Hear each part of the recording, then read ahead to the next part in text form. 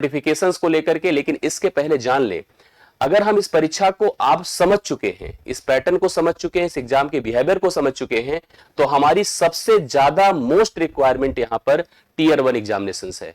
Tier 1 examinations के जितने भी पार्ट हैं उसको आपको अच्छे से कवर करना, ये आपकी रिस्पॉन्सिबिलिटी है। आप टीजीटी दे रहे हैं, पीजीटी दे रहे हैं या पीआरटी, बहुप्रतीक्षित पीआरटी, जिस पीआरटी को लेकर के एकदम उम्मीदें छोड़ चुके हैं, अलग अलग स्टेट्स की स्थिति आप देख रहे हैं, और साथ ही साथ अगर सेंट्रल में भी देखें तो आपको यह भर्ती भी 2 साल के बाद देखने को मिल रही है, तो निश्चित तौर पर पीआरटी एक बड़ा अवसर आपके लिए रहेगा। तो पीआरटी के जितने भी अभ्यर्थी हैं उनका फोकस तो इधर बन ही जाए और बहुत ही अच्छी तरीके से बन जाए, ठीक है। और आप ये जान ले कि आपके सिलेक्शन को भले ही टीयर 1 को क्वालिफाइंग रखा गया है, लेकिन यही क्वालिफाइंग बिहेवियर, यही पार्ट आपको सफलता तक ले जाएगा। ये मैं जो समझा रहा हूं आप देखिएगा यही अप्लाइड होता दिखेगा। साथ साथ इसके सभी 100 प्रश्न, सभी बनने वाले 300 नंबर, इसकी पूरी प्रिपरेशन की जिम्मेदारी हमारी है। इस पूरी टीम में, इस पूरे पार्ट में मैथमेटिक्स की रिस्पॉन्सिबिलिटी मेरी है। मैथ्स में आपको पढ़ाऊंगा, मैथ्स के सभी 20 प्रश्नों को सही कराने का मैं आपको वादा करता हूं।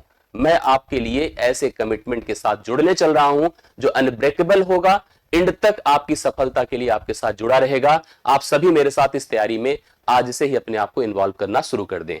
2 मिनट तक केवल और केवल उन बातों को सुन ले, क्योंकि इस वीडियो को शुरू करना, वहीं से कनेक्ट करना अच्छा रहेगा। सबसे पहले जान ले, केंद्रीय विद्यालय संगठन और नवोदय विद्यालय समिति का ज्वाइंट नोटिफिकेशन है, दोनों की भर्ती का प्रोसेस है। कई सारे ऐसे पार्ट हैं जब आपको पता ही हो चुका होगा, सब हमने भी अपडेट कर दिया है। कई सारे ऐसे पार्ट हैं, मतलब क्योंकि वैकेंसी को 2 भागों में बांटा गया है, टीचिंग और नॉन टीचिंग। अगर आप देखेंगे तो आपको पता है कि 2 तरह से यहां पर भर्ती को बांटा गया है, लेकिन मैं आपको चाहूंगा कि 2-3 बातें अगर हम शुरुआत करें आज की सेशन को तो उसको जरूर नोट कर लें। ये 2-3 साइट्स हैं, इन साइट्स को मैंने पहले भी बताया था। आप सभी लोग क्योंकि फॉर्म भरना आप शुरू कर रहे हैं तो cbsc.gov.in पर अपडेट रहिएगा, KBS संगठन.nic.in पर अपडेट रहिएगा और नवोदय.gov.in पर अपडेट रहिएगा। ये 2-3 पॉइंट आप जरूर दिमाग में रख लीजिएगा और डेट्स को पॉइंट कर लीजिएगा, क्योंकि 14 तारीख से ही फॉर्म भरा जाना शुरू हो गया था। मैंने आपसे कहा था कि 1-2 दिन वेट कर लीजिए, उसके हिसाब से सब कुछ अपडेट करके करिएगा। और इसी 14 तारीख से ही फीस भी सबमिट हो रही है, 4 तारीख तक फॉर्म भरा जाएगा। तो डेट्स भी आपको थोड़ा सा क्लियर हो जाना चाहिए। जो मैं समझ पा रहा हूं कि टीयर 1 जो एग्जाम है आपको ऑलमोस्ट बहुत लेटेस्ट खींच के जाएगा, तो जनवरी तक दिख सकता है। समझ लीजिएगा इस बात को, जनवरी तक एग्जाम दिख सकता है, अर्थात हम सबको लगभग 2 माह का वक्त मिल जाएगा इस परीक्षा को देने के लिए, इस प्रिपरेशन को करने के लिए। हम टीयर 1 पर टारगेटेड हैं और टीयर 1 के लिए हम लोग प्रोसेस कर रहे हैं, क्योंकि अगर सही पूछा जाए तो किसी भी भर्ती का, किसी भी वैकेंसी का मेन पार्ट क्या होता है। हम तमाम उलझनों में अपने आप को इन्वॉल्व कर रखें, हम तमाम चीजों से अपने आप को डिस्कशन में रखें कि भर्ती ऐसी है, पद इतने हैं, फीस इतनी है, कहां सेंटर्स जाएगा, कैसे क्या होगा, कब होगा, क्यों नहीं हुआ था इतने दिन तक, अब आगे कैसे क्या होगा।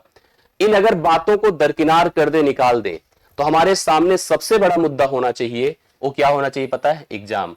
पता चलता है इतने संघर्षों के बाद, इतने वेट के बाद, इतने इंतजार के बाद नोटिफिकेशन आता है और हम तमाम उलझनों में, तमाम चीजों में उलझ करके अपनी तैयारी को शून्य कर देते हैं, और जो सबसे बड़ी आवश्यकता हमारी एग्जाम है, इसकी तैयारी है, इस पर फोकस्ड है, वो हमारा गायब हो जाता है। तो हम सबका सबसे बड़ा पार्ट यहां पर एग्जाम होना चाहिए। इसलिए आपको एग्जाम के बिहेवियर को समझना है। आप अगर इस मोड ऑफ एग्जामिनेशन को समझे, चाहे आप पीआरटी दे रहे हैं, चाहे आप टीजीटी दे रहे हैं, चाहे आप पीजीटी दे रहे हैं, इवन मैं आपको बता दूं, अगर आप एमटीएस छोड़ दे तो चाहे कोई नॉन टीचिंग जॉब के लिए भी आपने अप्लाई कर रखा है, तो आपको एग्जामिनेशन का जो पहला हिस्सा है, जिसको आप टीयर 1 एग्जामिनेशन कह रहे हैं, उसको तो क्वालिफाई करना ही पड़ेगा। हालांकि एग्जामिनेशन के बिहेवियर को कुछ इस प्रकार से डिफाइन कर रखा है कि यहां पर 2 तरह के एग्जाम्स पहले होंगे। 2 टीयर एग्जाम, देखिए लिखा 2 tier examination followed by interview, मतलब 2 एग्जाम देना है, उसके बाद इंटरव्यू होना है, जैसा कि मैंने आपको पहले से भी बता रखा है। और अभी भी नोट कर लीजिएगा, टीयर 1 एग्जाम होगा, टीयर 2 एग्जाम होगा, देन आफ्टर इंटरव्यू होगा। टीयर 1 एग्जामिनेशन 300 अंकों का होगा, 100 प्रश्नों का होगा, 100 क्वेश्चन, और प्रत्येक क्वेश्चन के लिए 3 अंक निर्धारित किया गया है, अर्थात 300 अंकों का पेपर है। इसके बाद टीयर 2 होगा, जो आपका 100 अंकों का होगा, 70 प्रश्नों का होगा, क्योंकि इसमें 60 प्रश्न 1 नंबर के हैं ऑब्जेक्टिव और 10 प्रश्न है प्रत्येक 4 नंबर के जो है आपके डिस्क्रिप्टिव। आपको पता है कि इसमें 1/3 नेगेटिव मार्किंग है, इसमें 1/4 नेगेटिव मार्किंग है। इसमें भी लोगों को डाउट रहता है कि 1/3 1/4 कैसे काम करेगा। अगर आपको एक सवाल सही के लिए 3 नंबर प्लस में मिलता है तो एक सवाल अगर आप गलत करेंगे तो इसी 3 का 1/3 अर्थात 1 नंबर कट जाएगा। 2 सवाल करते हैं और एक सही करते हैं, गलत करते हैं तो आपका नंबर काउंट किया जाएगा 2। आप यहां से क्वालिफाई करते हैं, क्वालिफाई मतलब काउंटेबल होते हैं, पदों के हिसाब से आपको टीआरई 2 में बुलाया जाएगा, तब जाकर के इसमें बैठने का आपको मौका मिलेगा, तब इसकी परीक्षा को आप देंगे, तब यहां से क्वालिफाई 85% वेटेज के साथ आप जाकर के इंटरव्यू में पार्टिसिपेट करने का आपको मौका मिलेगा। हम ये समझ पा रहे हैं कि अब हमारा जो मेन ऑब्जेक्टिव होना चाहिए, अगर सही पूछा जाए तो मेन ऑब्जेक्टिव हमारा टीयर 1 एग्जाम होना चाहिए। मैं अपने अनुभव के आधार पर यही आपको बताऊंगा कि आप सभी का ध्यान, आप सभी का फोकस इस समय केवल और केवल टीयर 1 एग्जाम पर हो जाना चाहिए। अब टीयर 1 एग्जाम का थोड़ा पाठ्यक्रम समझिए कि एक्चुअली क्या है इसका पाठ्यक्रम, क्या इसमें फेस करना है, क्या इसमें पार्ट है। आइए थोड़ा सा डिस्कस करते हैं, क्योंकि पाठ्यक्रम बदलावों के साथ है, बहुत कुछ अननेसेसरी चीजों को हटा दिया गया है। मेन चीजों पर अगर ध्यान दें तो आपको समझ में आ जाए। अगर आप रिलेट करें तो आपको बीपीएससी दिखेगा। अगर आप बीपीएससी पैटर्न को जानते हैं तो बीपीएससी में जब उनका जो एस्टेट होता है उसमें शिक्षण कौशल तमाम चीजें होती हैं। अगर आप अपने इस परीक्षा पैटर्न को देखिए तो इसमें इन सब चीजों को हटा दिया गया है। उसी तरह से बीपीएससी की तर्ज पर केवल 100 सवाल दिए जा रहे हैं, और वो भी क्या क्या दिए जा रहे हैं थोड़ा ध्यान से देखिएगा। यहां पर कोई आपका टीचिंग स्किल्स और शिक्षण कौशल और सीडीपी वाला हिस्सा बिल्कुल नहीं है। यहां जो है वो क्या है सुन लीजिएगा। यहां आपका रीजनिंग है 20 सवाल, मतलब एक्चुअल आपका जो नॉलेज पार्ट है वो आपका इन्हीं सेक्शन से निकल करके आता है, और सही एग्जाम पैटर्न को इसने बनाया है। मैं आपको बता दूं कि आपको हमारे हिस्से और हिस्से कैसे कनेक्ट होते दिखेंगे, मैं आपको दिखाता हूं। रीजनिंग के 20 सवाल हैं और प्रत्येक सवाल के लिए 3 नंबर अर्थात कुल 60 नंबर का रीजनिंग है। न्यूमेरिकल एबिलिटी, अब आपको सुना सुना लग रहा होगा, अगर आप यूपी से बिलोंग कर रहे हैं, थोड़ा सा आप कमेंट करके बताइएगा। अगर आप यूपी से बिलोंग कर रहे हैं और टीचिंग वैकेंसीज की प्रिपरेशन कर रहे हैं, शिक्षक बनने की तैयारी कर रहे हैं, और जब आप सुपर टेट सोचते हैं, आपको याद है कि नहीं, जब आप सुपर टेट सोचते हैं तो सुपर टेट का जो मैथ वाला हिस्सा होता है जिसके लिए आप मुझसे सोचते हैं कि सर तैयारी करा दें, तो आपको सुपर टेट जब मैं मैथ कराने आता हूं तो 20 क्वेश्चन ही कराने आता हूं, और 20 क्वेश्चन का जो पहला पार्ट होता है, अगर शब्द सुनिए तो न्यूमेरिकल एबिलिटी ही होता है। अब आपको लग गया होगा कि जो सुपर टेट न्यूमेरिकल एबिलिटी देता है लगभग वैसे ही न्यूमेरिकल एबिलिटी इसके पाठ्यक्रम में भी दिया है। हमें यहां पर इसमें जैसे कहते नहीं, बहुत अलग अलग तरीके से मैथ को प्रेजेंट किया जाता है, बहुत अलग अलग तरीके से। आप कहीं कहीं मैथ लिखे देखते हैं, कभी आपको जो है एप्टीट्यूड लिखा दिखा होता है, कभी आपको जो है अलग अलग तरीके से मैथ को प्रेजेंट किया जाता है। कहीं पर अंगणित अरिथमेटिक लिखा जाता है, कभी पर ज्योमेट्री लिखा जाता है, अलग अलग। लेकिन यहां पर अगर इसने न्यूमेरिकल एबिलिटी लिखा है तो इसके पहले केवल एक ही परीक्षा है, और वह यूपी की सुपर टेट, जहां पर न्यूमेरिकल एबिलिटी लिखा है। और न्यूमेरिकल एबिलिटी उस मैथ वाले हिस्से में है, और उसका पहला चैप्टर है न्यूमेरिकल एबिलिटी। जब मैं आपको मैथ पढ़ाने आता हूं सुपर टेट की, तो मैं पहले टॉपिक का नाम लिखता हूं न्यूमेरिकल एबिलिटी, केवल न्यूमेरिकल एबिलिटी लिखता हूं, और मैं वही आपको बताता हूं कि न्यूमेरिकल एबिलिटी को समझ लो तो पूरी मैथ हो गई कनेक्ट। आपको किसी भी टॉपिक को लिख कर ना दूं, लेकिन कोई भी टॉपिक पूछ लूं, मतलब ये समझिए यही है इसकी टेक्निकलिटी है। कोई भी टॉपिक इसमें लिखा नहीं है कि कहां से सवाल आएगा, लेकिन कोई भी टॉपिक अगर एग्जामिनर दे देगा तो आप मिस नहीं कर सकते, आप मना नहीं कर सकते उसको। ये नहीं कह सकते अरे आपने तो पाठ्यक्रम में नहीं दिया तो कैसे आप पूछ सकते हो। कुछ भी पूछेगा आपको बताना पड़ेगा, और आप ऑब्जेक्शन नहीं कर पाओगे क्योंकि उसने लिखा है न्यूमेरिकल एबिलिटी। मैं आपको दिखाऊंगा अभी कि एक्चुअली क्या होता है। 20 सवाल, इसमें भी प्रत्येक के लिए 3 नंबर अर्थात कुल 60 नंबर का। बेसिक कंप्यूटर लिटरेसी, आपको बेसिक कंप्यूटर की अवेयरनेस होनी चाहिए, और वो सब भी आपको 3-3 नंबर देंगे, अर्थात कुल 20 सवालों का 3 से गुणा करे 60 नंबर। जीके आएगा, जनरल नॉलेज आएगा, पूरी वनडे की प्रिपरेशन करने वाले अभ्यर्थियों के लिए यहां पर बढ़ती है अगर देखा जाए तो। 20 सवाल है, इसके लिए भी 3 नंबर आप सबको अप्लाई कर दे तो 60 ही हो गया। लैंग्वेज कंपिटेंसी टेस्ट जिसको इंग्लिश कहते हैं, इंग्लिश आपको फेस करना होगा 10 सवाल, और 10 को भी 3 से गुणा कर दे, 30 नंबर की इंग्लिश हो गई। और एक लैंग्वेज आपको जैसे हिंदी, संस्कृत, बंगाली, जो अलग अलग आपकी क्षेत्रीय लैंग्वेज के हिसाब से है, उसको आपको प्रेफर करना पड़ेगा। 10 क्वेश्चन होगा और 30 नंबर इसके लिए भी, कुल 100 क्वेश्चंस बनकर आ रहे हैं और 300 नंबर की एग्जामिनेशन की प्रिपरेशन आपको करनी है। अब आपको लगता होगा कि सर ये जो टीयर 1 है ये तो केवल क्वालिफाइंग है, जैसे आपको यही तो लगता है ना, ये जो टीयर 1 एग्जाम है तो क्वालिफाइंग है, ये तो नंबर सर जुड़ेगा नहीं, इससे क्या फायदा होगा। तो पहला फायदा मैं आपको बता दूं, पहला फायदा ये होगा कि आप पहला स्टेज, जो फर्स्ट स्टेज है, उसको क्वालिफाई करेंगे। ठीक है, आप जाएंगे टीयर 2 में बिना इसकी तैयारी के, बिना इसमें नंबर अचीव किए, बिना इसमें अच्छे अंक लाए, आप टीयर 2 में नहीं जा पाएंगे। दूसरी बात, टीयर 2 में जब जाएंगे, अगर आप टीजीटी पीजीटी सोच रहे हैं तो सब्जेक्ट कंसर्न पर रहना होगा। अगर आप वहां पर सोशल की तैयारी कर रहे हैं तो सोशल के हिसाब से विषय पूछा जाएगा, आपको क्वेश्चंस देगा। और आप अगर मैथ की देख रहे हैं तो मैथ के हिसाब से, साइंस की देख रहे हैं तो साइंस के हिसाब से उस सब्जेक्ट कंसर्न रहेगा। लेकिन अगर आप पीआरटी देख रहे हैं तो आपको टीजीटी, आप अगर पीआरटी देख रहे हैं, प्राइमरी देख रहे हैं, तो जो आपने विषय को पढ़ा है टीयर 1 में, ऑलमोस्ट वही विषयों का उपयोग यहां पर 60 और 10 में किया जाएगा। अब क्या क्वेश्चन बनेंगे, इस पर भी हम लोग रिसर्च करेंगे, इस पर भी हम लोग काम करेंगे और आपको इस पर सारी की सारी अपडेट आपको करके देंगे। लेकिन हम इतना समझ पा रहे हैं, अगर आपको केबीएस या एनबीएस में सिलेक्शन लेना है, अगर आप इसमें सिलेक्शन चाहते हैं, चाहे टीचिंग पोस्ट के लिए चाहे नॉन टीचिंग पोस्ट के लिए, तो आपको किसी भी हालत में आपको ए वाला सेक्शन स्ट्रॉन्ग करना होगा। समझ लीजिएगा, जब तक ये स्ट्रॉन्ग नहीं है, जब तक ये मजबूत नहीं है, आप अपनी सिलेक्शन की ख्वाब को छोड़ दीजिए। तो इसलिए मैं कहूंगा किसी भी हालत में फोकस करके आप टीयर 1 पर लग जाइए। अब टीयर 1 पर लगने के लिए आपको पूरी सब्जेक्ट प्रिपरेशन करनी है, मतलब कंप्लीट रीजनिंग अच्छे से पढ़नी है, कंप्लीट मैथ अच्छे से पढ़नी है, आपको कंप्लीट कंप्यूटर, देखो 3 हिस्सा सबसे महत्वपूर्ण है। अगर आप इसकी बात करें तो 3 हिस्से से ही आप बहुत कुछ अचीव कर सकते हैं। मैथ अच्छे से पढ़ लिया, रीजनिंग अच्छे से पढ़ लिया, आप सोचिए कितना बड़ा रोल है इसमें। कंप्यूटर अच्छे से पढ़ लिया, अगर ये 3 हिस्से पढ़ लिया तो आप 60 क्वेश्चन तो वैसे ही कवर कर लिए हैं। 60 क्वेश्चन, 20 अगर आपने जीके अच्छे से तैयार कर लिया लूसेंट डिसेंट से अच्छे से, तो 80 क्वेश्चन ये डन हो गया। हिंदी और अंग्रेजी के 10-10 क्वेश्चन और ऐड कर लीजिए, तो यहां पर आपके लिए काफी कुछ बेहतर होगा। कंप्यूटर में बहुत सारी अवेयरनेस आपके पास ऑलरेडी होगी, रैम जानते होंगे, रोम भाई आजकल सब स्मार्टफोन यूज करते हैं, तो बहुत कुछ तो वैसे ही पता है कि हमारी मोबाइल की रैम क्या है, स्टोरेज क्या है, मेमोरी क्या है, ठीक है, इस डिवाइस कैसे है, क्या इसमें ऑपरेटिंग सिस्टम लगा है, ये सब चीजें तो वैसे भी हमें बर्बल पता होता है।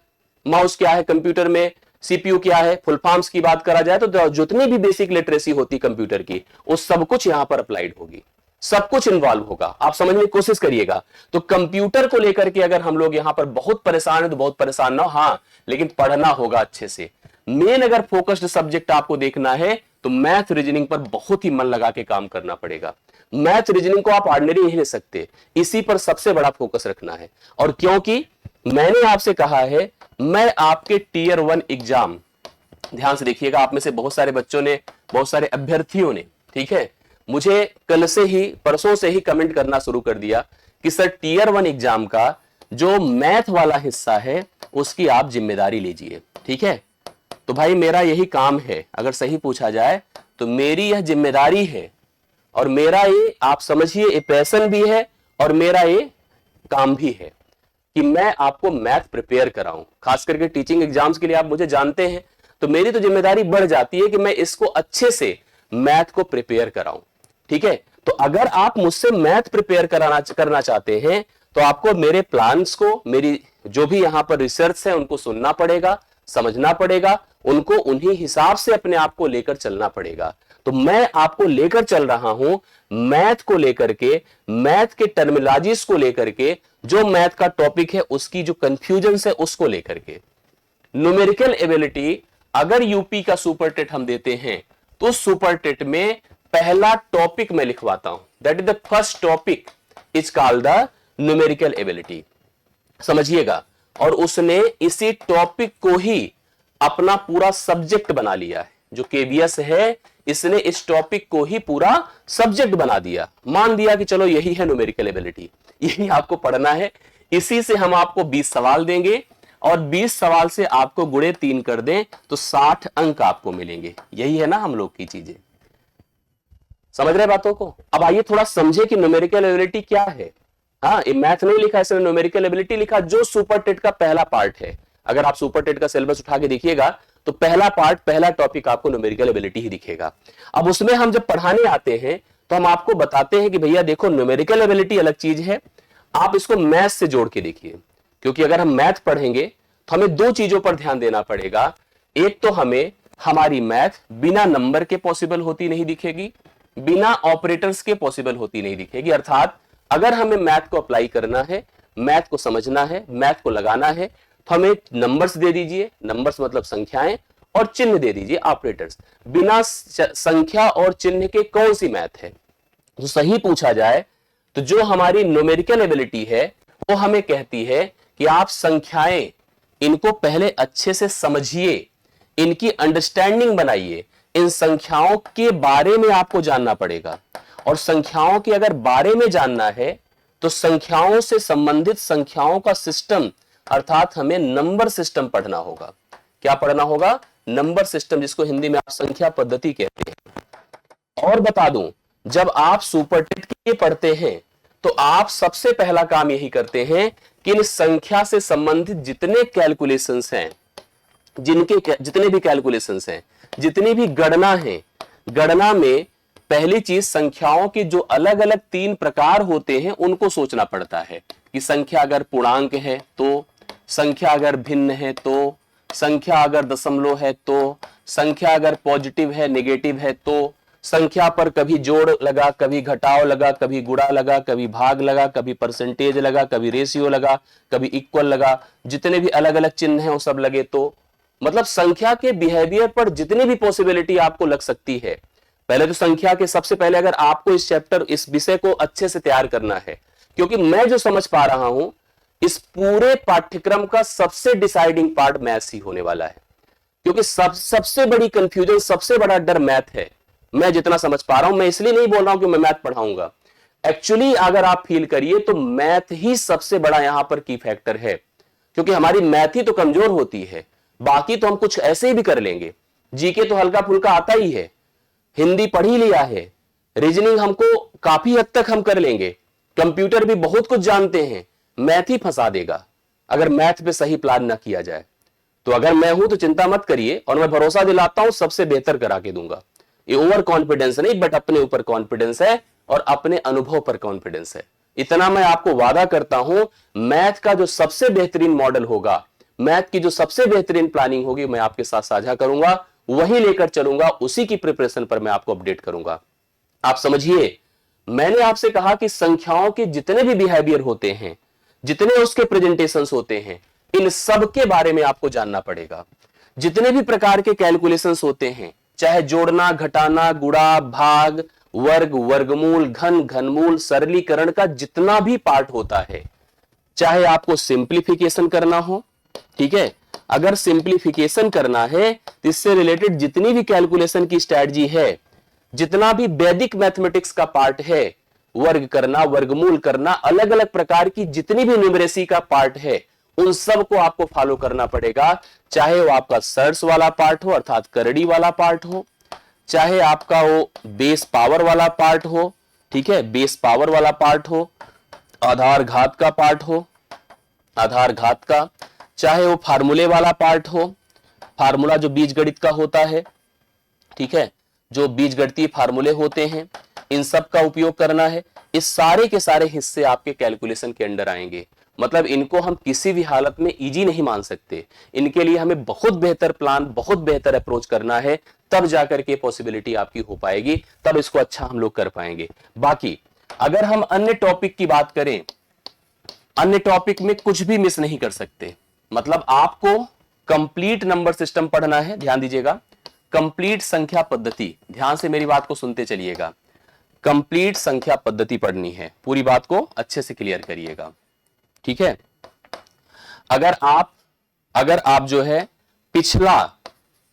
अगर आप पिछला केवीएस देखिए तो संख्याओं के जो और बिहेवियर होते हैं, जैसे कि आप संख्या को अभी तक केवल पूर्णांक, दशमलव, भिन्न ऐसे ही सोच रहे थे, लेकिन संख्या का जो रोमन पार्ट है, ठीक है, रोमन नंबर पार्ट है, जो इसका बाइनरी रूप है, जो इसका बाइनरी रूप है, इन सब से भी रिलेटेड आपको सवाल फेस करने को आपके एग्जाम में आपको मिल सकते हैं। करेक्ट है? तो बाइनरी भी पढ़ना होगा, रोमन भी पढ़ना होगा, और संख्या की जो और स्ट्रेटजी है संख्या पद्धति पर, वो हम आपको पढ़ाएंगे, वो आपको समझाएंगे। मतलब संख्या पद्धति के जितने भी प्रकार हैं, जिसमें आपको क्लासिफिकेशन, ठीक है, मैं पॉइंट कर देता हूं, लिख लीजिएगा आप सभी लोग, क्लासिफिकेशन, जिसमें आपको डेसिमल फ्रैक्शन, डेसिमल फ्रैक्शन, इसमें हिंदू अरबिक नंबर सिस्टम का जो अप्रोच होता है क्लासिफिकेशन में, उसको अच्छे से कवर करना है।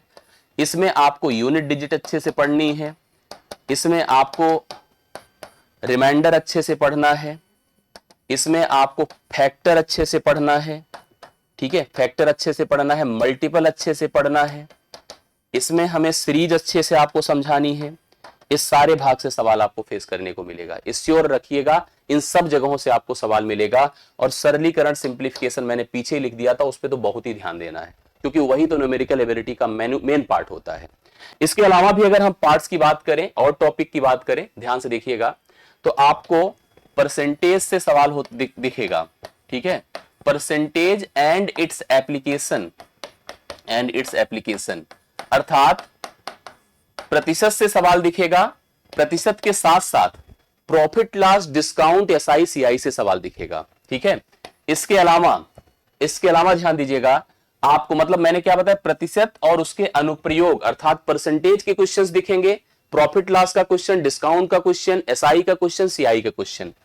आपको रेशियो से क्वेश्चंस दिखेगा, रेशियो प्रपोर्शन से, ठीक है, रेशियो प्रपोर्शन से क्वेश्चन दिखेगा, एज से सवाल आएंगे, आयु से, पार्टनरशिप से सवाल आएंगे, जो मैं समझ पा रहा हूं कुछ भी छोड़ा नहीं जा सकता है, पार्टनरशिप से सवाल आएंगे, मिक्सचर से सवाल आएंगे, DSSB में अक्सर पूछा जाता है, एलिगेशन से सवाल आएंगे, इससे भी पूछा जाता है सवाल, तो कहीं भी कुछ मिस नहीं कर सकता हूं, सब कुछ लेना पड़ेगा अपने को।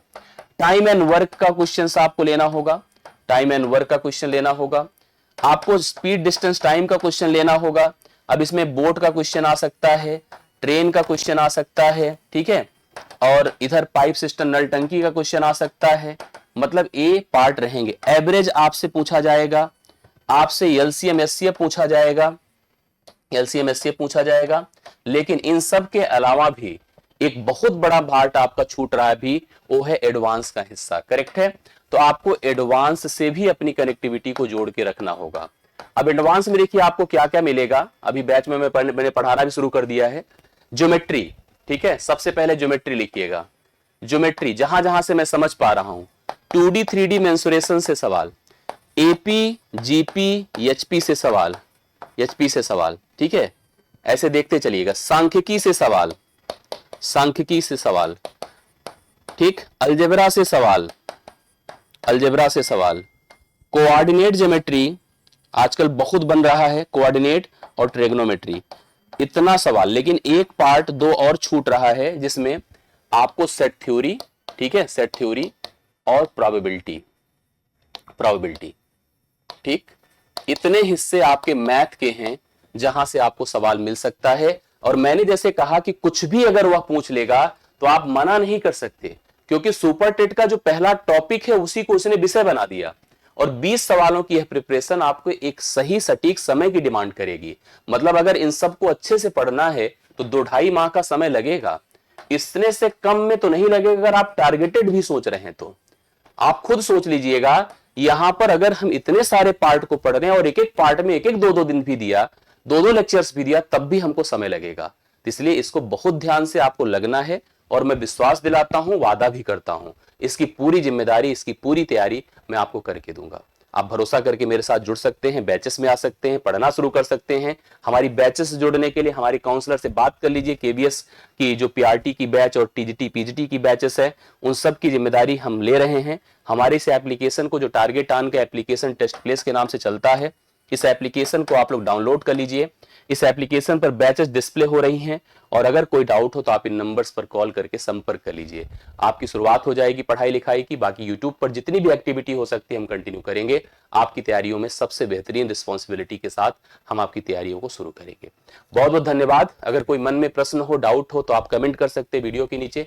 हम आपके कमेंट्स पर विचार करेंगे और उस पर जो रिस्पॉन्स होता है हम आपको जरूर प्रोवाइड करेंगे। Thank you so much. सभी को धन्यवाद। धन्यवाद।